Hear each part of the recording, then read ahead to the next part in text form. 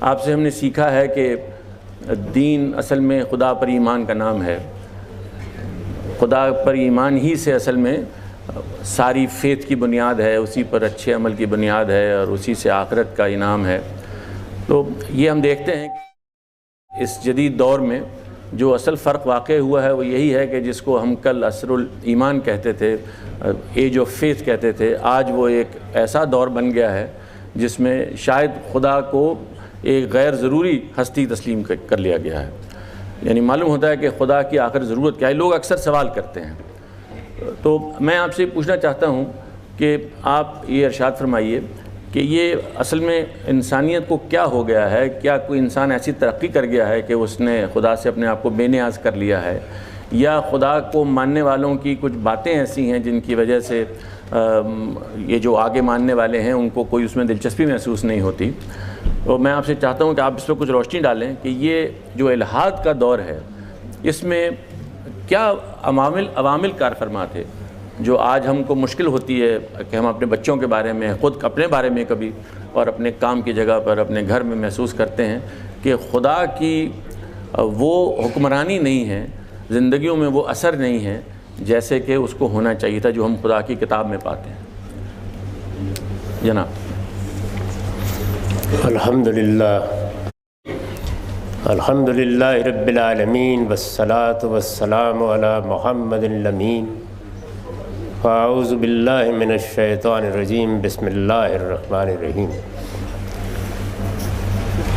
یہ بڑی صحیح بات ہے کہ دین اس کے سوا کچھ نہیں کہ بندے کو اس چیز کی معرفت حاصل ہو جائے کہ میں بندہ ہوں اور میرا ایک پروردگار ہے.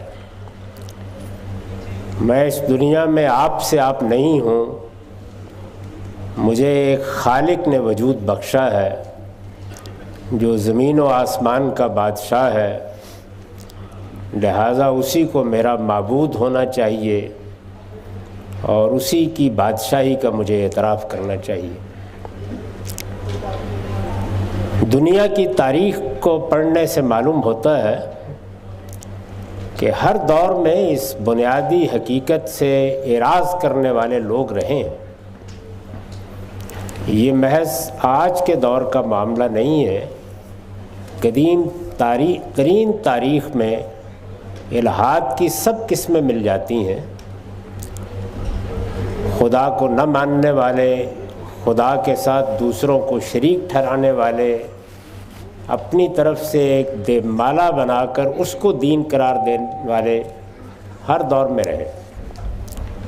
بلکہ انسانی تاریخ کو پڑھنے سے ایک مزید حقیقت یہ معلوم ہوتی ہے کہ کم و بیش 3-4 ہزار سال دنیا میں ایسے گزرے ہیں جس میں شرک کو غالب تہذیب کی حیثیت حاصل ہو گئی تھی.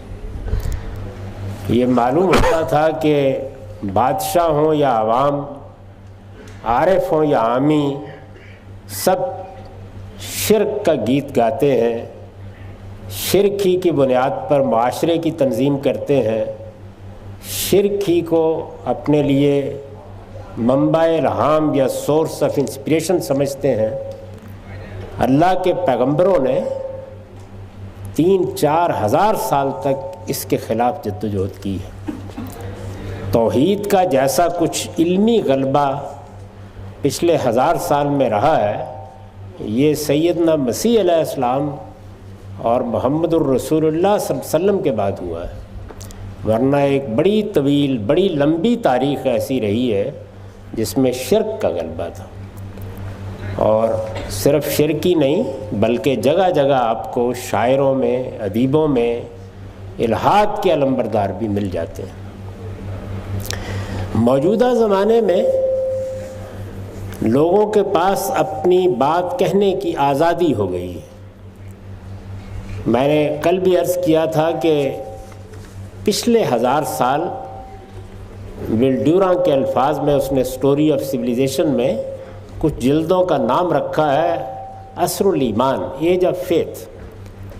اس کی وجہ یہ تھی کہ ایک جانب مقدس رومی سلطنت، ہولی رومن امپائر قائم ہو گئی، اور دوسری جانب محمد الرسول اللہ صلی اللہ علیہ وسلم کے ساتھیوں یا صحابہ نے عمومی غلبہ قائم کر دیا، اس وقت کی متمدن دنیا پر سیاسی غلبہ قائم کر دیا۔ سیاسی غلبہ ایک ایسی چیز ہوتی ہے کہ جس میں انسانوں کے پاس کم موقع ہوتا ہے کہ وہ اپنی بات بلند آہنگ میں کہہ سکیں، اپنے نقطہ نظر کا اظہار کر سکیں۔ موجودہ زمانے میں یہ آزادی میسر آئی ہے تو آپ کو ذرا زیادہ یہ بات محسوس ہونے لگ گئی ہے۔ ایسا نہیں ہے کہ کوئی نئی دنیا وجود میں آ گئی ہے، لیکن اظہار زیادہ ہو رہا ہے، کھل کر ہو رہا ہے، بغیر کسی تردد کے ہو رہا ہے۔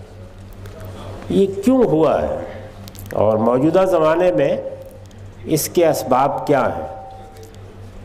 میرے نزدیک ہمیشہ ہی سے اس کا سبب انسان کی یہ غلط روی رہتی ہے کہ وہ کسی چیز سے جب اسیر ہو جاتا ہے تو اس کو اس کے حدود میں رکھنے کے بجائے اس کو بڑی وسعت دے دیتا ہے۔ ایک زمانے میں سحر و ساحری کو، شاعری کو، ادب کو، فلسفے کو، فلسفیانہ خیالات کو اپنے خیالات کی دنیا بنا کے ایک دیو مالا بنا لینے کو یہی حیثیت حاصل رہی، یعنی انسان چھوٹی چھوٹی چیزوں کو معبود بنا لیتا تھا اور پھر اس کی بنیاد پر ایک پوری دنیا تخلیق کر لیتا تھا۔ موجودہ زمانے میں یہ ہوا ہے کہ یہ جو مادی دنیا ہے، یہ جو میٹیریل ورلڈ ہے، اس کے قوانین دریافت ہونا شروع ہو گئے۔ ارسطو سے جس سائنس کی ابتدا ہوئی تھی اس کو گلیلیو نے، کوپرنیکس نے، نیوٹن نے، آئنسٹائن نے اپنے کمال پر پہنچا دیا۔ قوانین دریافت ہوئے تو قوانین کی بنیاد پر نئی نئی ایجادات ہونے لگ گئی، اور یہ اتنی تیزی سے ہوا، اتنے غیر معمولی طریقے سے ہوا کہ ہمارے شاعر کو بھی یہ کہنا پڑ گیا کہ محو حیرت ہوں کہ دنیا کیا سے کیا ہو جائے گی۔ یہ پچھلے 10-12 سال ہی میں اگر آپ دیکھیں پیچھے مڑ کر تو جس بڑے پیمانے پر مواصلات نے ترقی کی ہے، ابلاغ کے ذرائع نے ترقی کی ہے، اس کا کوئی شعور بھی نہیں رکھتا تھا، سوچ بھی نہیں سکتا تھا کہ یہ سب ہو جائے گا۔ ہم یہاں بیٹھے ہوں گے اور مریخ میں اپنی آواز پہنچا دیں گے، بلکہ تصویر بھی پہنچا دیں گے۔ تو یہ سب جو کچھ ہوا، اس سے پہلے مرحلے میں لوگ حیران ہوئے، پھر یہ حیرت بڑھتی چلی گئی، پھر ایک اعتماد پیدا ہونا شروع ہوا، اور اپنی ایجادات، قوانین کی دریافت، اس سے کچھ حوصلہ ہوا کہ شاید اس کائنات کے معمے کو ہم نے حل کر لیا ہے یا کر لیں گے۔ اس کی بنیاد پر مثال کے طور پر ارتقاء کا نظریہ، مثال کے طور پر فرائڈ کی تحقیقات، مثال کے طور پر کارل مارکس کا تاریخ کا تجزیہ، ایسی مروبیت اس سے طاری ہوئی کہ جس سے کچھ فیشن سا بن گیا کہ اللہ تعالیٰ کو اگر آپ ماننے کی بات کرتے ہیں تو یہ دقیانوسی سی بات ہے، پرانی بات ہے، یہ دنیا غالباً اب ختم ہو رہی ہے۔ تو ایک بڑا سبب یہ چیز بنی ہے، جبکہ اگر آپ حقیقت کی نگاہ سے دیکھیں تو اس پورے عالم میں اصل سر کیا ہے، اصل راز کیا ہے، جس کے کسی حصے کو اگر وہ راز کو آپ 100 کہیں تو چلیے ایک ہی صحیح کھلنا چاہیے۔ وہ اصل راز کیا ہے؟ وہ یہ جہاز بنا لینا نہیں ہے، یہ انٹرنیٹ دریافت کر لینا نہیں ہے۔ وہ راز یہ ہے کہ یہ پوری کی پوری کائنات مادہ ہے، میں، مخلوقات،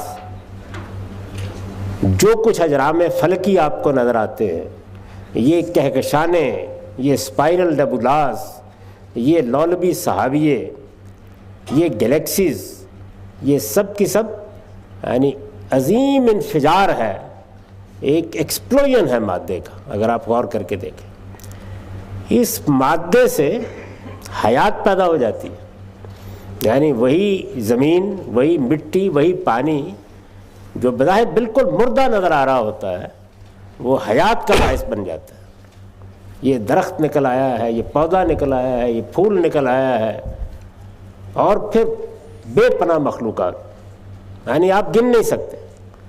آپ جراثیموں سے شروع کریں اور ہیکل ڈائنوسار تک چلے جائیں، مخلوقات کی ایک دنیا ہے، یہ حیات کا ظہور ہے، زندگی کا ظہور ہے۔ اور پھر اس کے آخری مقام پر ہمارے انسانوں کی صورت میں شعور، یعنی سمع و بصر، عقل، اخلاقی وجود، ایستھیٹک سینس، اب یہ شعور کی دنیا ہے۔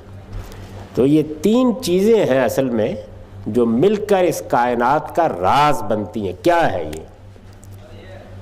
آپ حیرت انگیز طریقے سے یہ سنیں گے کہ مادے کو سائنسی طور پر سمجھ لینا کہ یہ کیسے وجود میں آیا ہے، اور کسی لیبارٹری میں اس کو بہت چھوٹے پیمانے پہ اسے وجود میں لے آنا، مادے کے ڈھیر موجود ہیں، اس سے حیات پیدا کر لینا، یا یہ سمجھ لینا کہ وہ کیا تالیف ہے جس سے پیدا ہوتی ہے، اور حیات میں شعور کی کوئی رمق پیدا کر دینا، اس کی طرف ابھی تک ایک قدم بھی نہیں بڑھا۔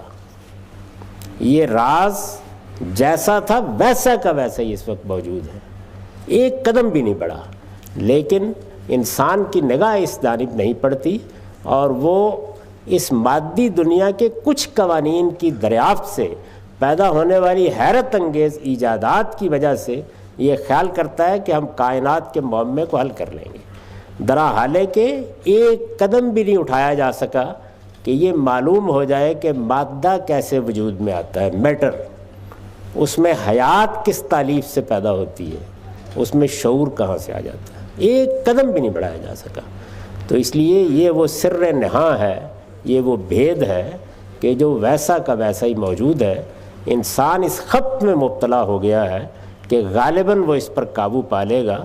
اگر کوئی دو قدم اٹھ سکتے تو یہ غلط فہمی کسی حد تک جسٹیفائڈ تھی، لیکن یہ حقیقت ہے کہ اس کی کوئی بنیاد نہیں ہے۔ تو ایک علمی سطح پر تو یہ صورتحال ہے۔ دوسری چیز جو باعث بنتی ہے وہ یہ ہے کہ انسان کے اندر اللہ تعالیٰ نے صرف عقل نہیں رکھی، شعور نہیں رکھا، اخلاقی وجود نہیں ہے انسان، اس کے ساتھ خواہشات ہیں، جذبات ہیں، رغبات ہیں، اور پھر ان کی یورش ہے، ان کے مواقع ہیں جو انسان کو ملتے ہیں۔ دور حاضر میں یہ مواقع بہت بڑھ گئے ہیں، اور چونکہ سیاسی غلبہ مذہبی لوگوں کا نہیں رہا تو اس کی وجہ سے ایک آزادی کی فضا بھی ہے، اس میں انسان کے لیے اپنی خواہشات کی اسیری سے نکلنا آسان نہیں ہے۔ چنانچہ وہ یہ محسوس کرتا ہے کہ اگر مذہب کی بات سنوں گا، خدا کی بات سنوں گا، تو مجھے یہ بہت سی چیزیں قبول کرنی پڑیں گی۔ تو یہ آزادی، یہ فریڈم، اگر آپ موجودہ دور کو قدروں کے لحاظ سے، ویلیوز کے لحاظ سے دیکھیں تو جو بیسک ویلیو ہے وہ فریڈم کی ویلیو ہے۔ یہ اتنا زیادہ غلبہ پا چکی ہے انسان پر کہ جس طرح پہلی چیز میں وہ غلط فہمی کا شکار ہوا ہے، بالکل اسی طرح یہاں انتہا پسندی کا شکار ہوا ہے، اور اس کا لازمی نتیجہ یہ نکلا ہے کہ پھر وہ کسی چیز کو بھی جو ذرا پابندی عائد کر دے، ذرا اس کی معاشرت میں دخیل ہو جائے، قبول کرنے کے لیے تیار نہیں ہوتا۔ تو میرے نزدیک علم کی سطح پر وہ اور عمل کی سطح پر یہ چیز ہے جو خدا کے تصور سے گریز کا باعث بنتی ہے۔ اور پھر جب ایک چیز فیشن سی بن جاتی ہے تو آدمی خیال کرتا ہے کہ غالباً اسی میں جینے سے دنیا میں اس کو اچھا سمجھا جائے گا۔ اس موقع پر یہ ضروری ہے کہ سب انسانوں تک خدا کا پیغام پہنچایا جائے۔ ہم مسلمانوں کو یہ شرف حاصل ہے کہ ہمارے پاس خدا کی کتاب ہے، اور خدا کی کتاب خود خدا کے اپنے الفاظ میں بغیر کسی ادنیٰ تبدیلی اور تغیر کے ہمارے پاس موجود ہے۔ ہم اس کو پہنچائیں گے تو یہ فطرت کی آواز ہے، یہ حقیقت کا بیان ہے، یہ خدا کی سچی معرفت دینے والی چیز ہے۔ مجھے پوری امید ہے کہ ہم اپنی نئی نسلوں کو اگر اللہ کی کتاب پہنچانے میں کامیاب ہوتے ہیں تو وہ سچی معرفت پیدا ہوگی جو قرآن پیدا کرنا چاہتا ہے۔ ہماری یہ خوش قسمتی ہے کہ یہ کتاب ہمارے پاس موجود ہے، اور ہماری بدقسمتی ہے کہ ہم قصے سنتے ہیں، کہانیاں سنتے ہیں، روایتیں سنتے ہیں، اس کتاب کو نہ پڑھتے ہیں، نہ اس کی جانب رجوع کرتے ہیں، نہ ہمارا علم اس کو محور و مرکز بناتا ہے، نہ عمل اس کو محور و مرکز بناتا ہے۔ اور اگر کبھی اس کتاب کی طرف التفات ہوتا ہے تو یا مردے بخشوانے کے لیے ہوتا ہے یا ایصال ثواب کے لیے ہوتا ہے. ہماری بدقسمتی ہے. غامدی صاحب، یہ دونوں باتیں جو آپ نے بیان کی ہیں تو یہ احساس ہوتا ہے سننے کے بعد کہ یہ بڑی لطیف باتیں ہیں، کچھ بڑی باریک بینی سے آپ نے ان کا مطالعہ کیا ہے، جیسے ان کو بیان کیا ہے. اس کو ہم جب قرآن کو پڑھتے ہوئے سامنے دیکھتے ہیں تو احساس ہوتا ہے غالباً کہ یہ اس طرح نہیں ہے، یعنی ریلیٹ نہیں کر پاتے ان نکات کو قرآن سے. اس کی کیا وجہ ہے؟ یہ تو دور حاضر کا تجزیہ ہے. ظاہر ہے کہ قرآن مجید کا یہ موضوع نہیں ہے. قرآن مجید میں تو خدا بولتا ہے. تو جب ایک سلیم الفطرت انسان کی طرف اللہ کی کتاب آپ پہنچا دیتے ہیں تو پھر وہ اس آواز کو سنتا ہے جو قرآن میں ہے اور آہستہ آہستہ اس سے مانوس ہو جاتا ہے. تاہم اس کو مانوس کرنے کے لیے اس طرح کے تجزیات کی ضرورت ہوتی ہے تاکہ وہ سمجھ سکے کہ وہ کن چیزوں کا اسیر ہو کے رہ گیا.